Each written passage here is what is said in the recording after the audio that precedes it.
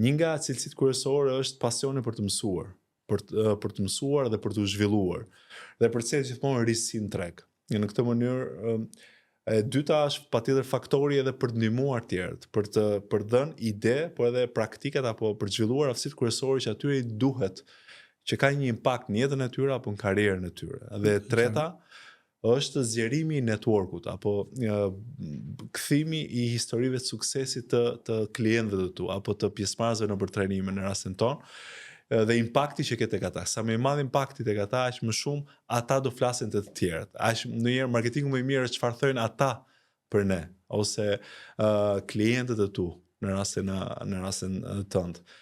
Ndonjëherë mendoj që pasioni për të mësuar, për të qenë një trajner sot i suksesshëm, duhet patjetër pasioni për të mësuar, fushën tonë për të bërë eksperti më i mirë. Sot më të mirët në çfarëdo lloj industrie, mendoj janë ata që mësojnë gjërat për të bërë më të mirët. Pra, ai që është the best, më i miri nuk bëhet rastësisht.